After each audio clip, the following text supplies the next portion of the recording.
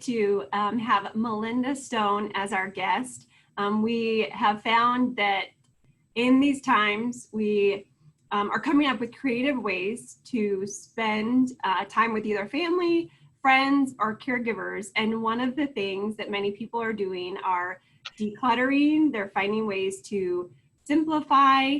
And Melinda is an expert, and I've been to many of her classes that are sold out with waiting lists on simplifying your life, honoring memories, and also has tips, 10 things to hang on to for your children. And so we welcome Melinda today and excited to hear from her.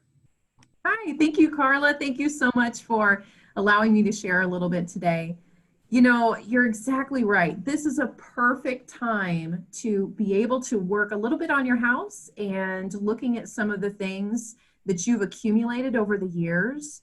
I think you've probably heard the advice of others saying, well, why can't you just get rid of it? Just throw it away. But for many of those things we hold on to, they have special meanings. They represent stories or accomplishments, people we've known, people who might be gone, or people that have grown up, maybe moved away. So I think it's so important to honor those memories and to honor those items. You know, I do have some advice. You mentioned I've taught OLLI classes in the past, and so we've kind of come up with some ideas for how to handle those sentimental items. And if you need a test to figure out if an item is sentimental, it's the thing you pick up and you kind of go, oh, I remember this. So if you feel that story come up, it's a sentimental item. So the first tip is don't do that alone. Don't go through these items and declutter all by yourself. You know, it can be a caregiver, a family member. You can hold the items up on a Zoom camera. Just make sure you have that opportunity to share those stories as they come up. Sometimes we just need to share that story one more time, and then it's much easier to let that item go. The next thing is, you know, I like the idea of having a set amount of time. So I like to use a timer when I'm working on projects, set it for 15 minutes, 20 minutes. Just realize if you're working through sentimental things, that's going to take a little bit of time, and that's going to be some emotional work. The third thing, I like to say that we honor the items through speech. What do I mean by that? Well, if I'm looking at my mother's wedding gown, let's say for instance, I don't want to call it junk, or I don't want to say I'm going to pitch it or put it in the garbage or trash it. You know, I like to use words that honor and respect the significance that item had in my life. So I actually like the words bless and release. You can use whatever you want, but I'm just saying as you're going through these items that hold sentimental value, give them the dignity of the words and give them respect in that way. I promise it'll help be easier to pass them along or to give them away. The next big thing about sentimental items for me would be capturing that story. Remember, that was part of my test, saying, oh my gosh, I remember this. Well, are there other ways to capture the story that don't require keeping the item?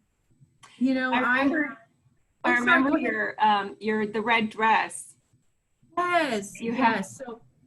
So my mom loved to sew, and as we were going through all of the items in the house, I found a little red baby dress that I had worn as an infant.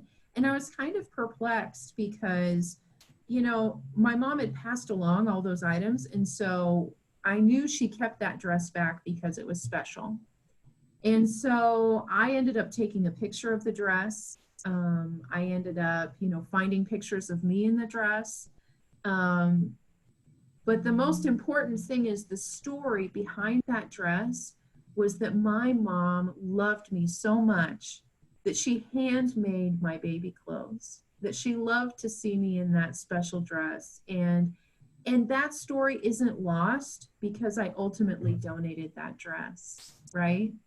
So sometimes if we can get it down to the simplest form of the story, the emotion, the feeling, those things don't go away if the item is no longer in the house. I love that. And passing along to, giving something a new life or a sense of purpose. I know some of the processes that you talk about is like batching or curating. What do those mean? So with batching, you're putting like items together. So let's say I'm a runner and I've participated in all these different marathons and races. A great idea would be, how can I put all of those memories together in one item? So think about a shadow box. Think about one of those t-shirt quilts with maybe all of your running t-shirts. These ideas of putting the like items together helps the story be a little bit more coherent. So curation, that's something that people use in art galleries, but it really has to do with, how can I take this memory and take all the things associated with it and bring it down to its simplest form? So for me, the best example was when my parents had moved out of their home. I had all of their stuff that they had saved from their wedding. So the veil, the different photo albums, the scrapbooks, the dress, all over the place. And I realized I didn't need to save all of it to remember that they had this wonderful 50-year marriage. I decided to keep one of the photo albums, their official album, and then I kept my mom's veil. So by curating, it means all that stuff that they had saved for the event, to remember it, I could curate it down into just a little bit simpler items. The other way that you can capture stories, though, Karla, you can write them down. How many of you have found little notes associated with things that maybe loved ones have held on to? So you can certainly do that. Write a story of what it was and what it meant. You can take photos of items.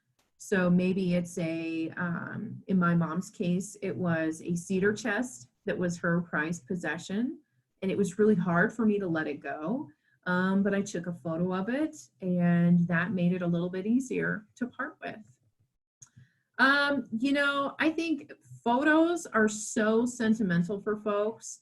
Does anyone else have that kind of anxiety? Karla, do you have this with throwing away photos? Is that hard for you? Thank goodness for digital photography, because you're right. Once you print all these photos, now you feel like, what do I do with them? And that, scanning those into a Dropbox or creating, digital photo books or putting them on Facebook in an album and sharing the link, those are all things that that you've talked about that, it could help a lot, especially if, you're running across, and Andrew, I don't know how many family vacations or photo albums your folks have, but a lot of times you're looking through things and you have no idea, who these people are. And so maybe it's, starting off and taking the time to, like you said, find out what is the story, what was that vacation, and, is there one picture of Mount Rushmore, like you said, to hang on to versus 50 of the Mount Rushmore vacation. Yes. Something like that. And maybe you could certainly record somebody talking about the story. That would be awesome. We can do that, especially if you've got family, friend, or a caregiver there with you, to say, tell me about this vacation. What was your favorite part? And then, send that to the grandchildren so they can not only see the picture, but also hear your voice. Yeah, Melinda, I was thinking about what you were mentioning with Zoom. I think that's such a good opportunity. We do a lot of work with seniors when they're going through processes of reduction and processes of grieving, maybe when a spouse would pass. But I think Zoom is a really good opportunity because, Karla and I are seeing families are so spread out. Oftentimes we'll get to meet all of the family members, maybe when they start service, mom or dad might have a health issue. They all fly into Lincoln, Nebraska. We help get them set up with a caregiver. They might be out the next week. They know that there's a lot of work to do with their parents, but they're not as involved in that process. So I think that Zoom part of it could be really neat. Great way to connect and have intentional conversations. Right now, if they're trying to connect with their parents via Zoom, what is there to talk about? But in those things, say, Mom, tell me about these things. Just great conversations that could be done, I think. Absolutely, because that's one of our our best legacies are those stories. And I love that idea. When you're on Zoom, could you pull out old photos? There's a limited time for us to figure out who all is in those photos. I'm just saying, I'm sure we've all had the experience of finding photos and saying, I don't even know who these people are. Is it important to keep them? So yes, take advantage of having family available, even if it's virtually through something like Zoom. Another idea for some of these sentimental items, of course, would be to share them. If you have something really awesome, who in your life could you share that with? This is another opportunity for Zoom. Maybe it's holding up the item and saying, who would like this? I'm going through my collection. Who is interested with this, in this and having this item in their house? Or even the opposite. I know that you always tell the story about your inheritance, but maybe you want to identify what people don't want. To say, I love you, but I don't need that dining room table. So maybe there's somebody else, that would really value and appreciate or, give that table life. And so it probably work both ways, to really identify. I've got a feeling my father-in-law has big plans for a lot of knickknacks that he has been saving for my husband. And so that will be interesting when that happens, to just identify, just identifying what are the things that you need and want, because the more we focus on quality of life and the moments that we have, the energy that we have, the time that we have together, how could we spend less time cleaning and, worrying, and more time, just spending time as, mother-daughter, or that quality time, and not a honey-do list, but just, the experience together when life is simple. I love that, Karla. You're right. One of the biggest reasons that people find for decluttering, downsizing, is simplifying. Who wants to spend this wonderful Memorial Day weekend cleaning out their closet or cleaning out the garage again, right? When we have less things, we can really focus our time and energy on those things that matter to us, and specifically spending time with the people that matter to us. You also brought up a really great point about, as we're thinking about, and this kind of goes back a little bit, but how can those people in our life help us? Specifically if you're working with a caregiver, many of these treasures that we have live in boxes under the stairs or in our closets. So is there a way that someone could help you put some of these things on display, get them out of the boxes so you can actually enjoy them, or even putting them to use? Sometimes we hang on to and save things that could actually be useful in our lives. Maybe it's an old quilt or something like that that could be spread on the bed or the sofa. I mean, the opportunities are endless. I think one of the biggest things, though, in decluttering and kind of downsizing is dealing with guilt. So you mentioned the tchotchkes, right? Imagine if someone had given you something that you didn't really like, but because they gave it to you, you want to hang on to it. I kind of encourage people to make peace with that, because they gave it to you because they love you. That's the story. They care about you, and that story doesn't disappear if you don't hang on to the gift. So Andrew, Karla, have you guys ever received anything from someone and you hung on to it and you felt guilty if you would get rid of it? Is that a familiar story? Oh, I'm sure there's some things up in my attic.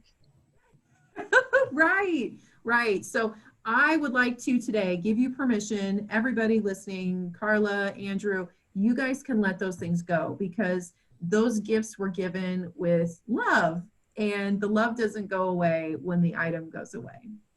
But Karla, you talked about, you wanted today for me to mention the 10 things that people, if you still have things you're hanging on to, the 10 things to pass along to your kids. So maybe you've already downsized and don't have some of these, but if you do, they're a great idea. So the first thing is a toy or favorite book. Karla, I know your kids probably have favorite toys, favorite books. Are you hanging on to some of that stuff to re-gift to them when they're older? Yeah, I think that I Love You Forever. Oh, yes. That's one of the books that was just an old book, and that I've, hopefully will pass on, or at least, pass along the story retold. As long as I'm living, my baby, you'll be. Yeah. If you guys haven't read the book, you need to. It's fascinating. It's wonderful. So how about number 2, a family recipe? Bonus points if this is in the handwriting of the relative. Do you guys have any of these? Any? I've had some of those. Awesome, right? And how cool is it to pull those out, to see them handwritten in someone's actual handwriting who may not be in your life anymore? I know for me that it's my grandmother's, it's even my great grandmother's and my own mother, where I have some of their favorite recipes. Now, the next one is kind of within reason, but old documents and dated materials. I mean, think about how the world has changed in the last 5 months, 5 years, 50 years. It's kind of cool if there are a little bit of snapshots. Now, this can go too far, but if you have a snapshot from a really interesting period of time, that will be really cool and have a wonderful story to share with your kids what life was like when you were younger. Another one is a sentimental piece of jewelry. Now, I don't say the most expensive piece, but I like the idea of a piece that was meaningful for you. Again, it all comes back to the story. It doesn't come back to how much resale value is. The next is insignificant objects from significant events. Here's what I mean by that. Have you ever saved a ticket stub or a bracelet, or, from an armband from going to a concert? There's lots of little small trinkets that we have. And if you can share one of those, think about the great story that is.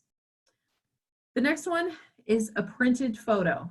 Karla, you mentioned digital photography. I mean, there's such a blessing, but there's also nothing like actually having that picture to touch, kind of with that old paper.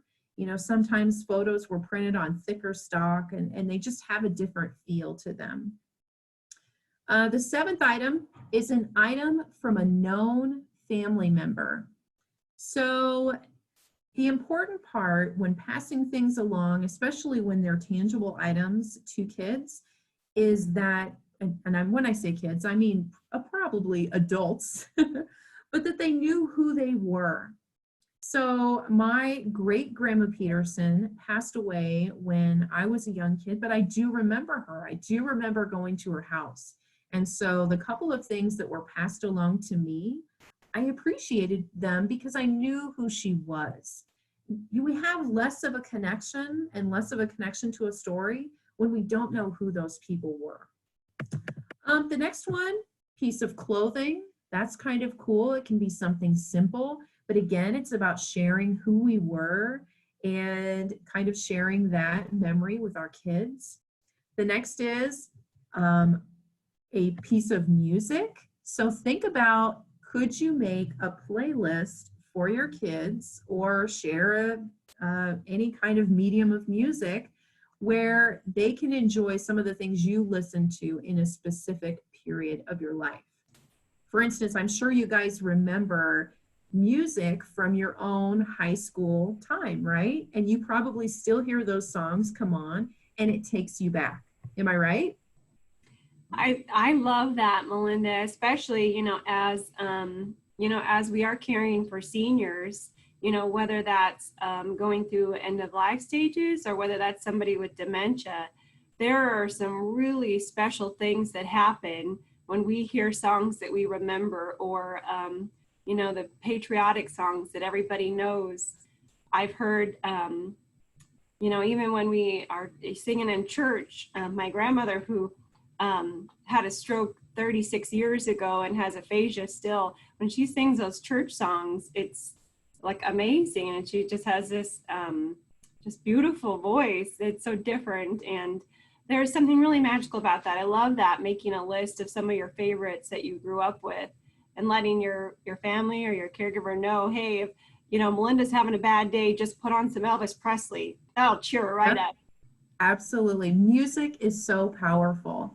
And I love it. It's almost like, you know, how we're also triggered by smells, you know, the smell of fresh baked cookies or the smell of popcorn in the movie theater. You know, our minds are amazing in how they connect those stories and happy memories to us.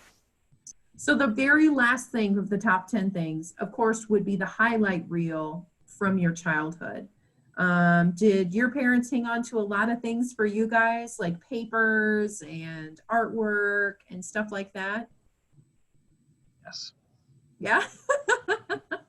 So I always encourage to keep it small, keep it simple. You know, I think if you have some of that stuff still in your home, now's a great time to pass that along. I think sometimes adult children like to continue to store our things, maybe in our parents' house, whether it's our old prom dress or our papers from kindergarten. So this is also a nice time to say, here you go, guys. Now that I'm downsizing or decluttering or simplifying a little bit, it's a great time to pass those things along. My parents do that a little bit every year by gifting those during Christmas time. Hey, that's great. We get a box of those items every year to review.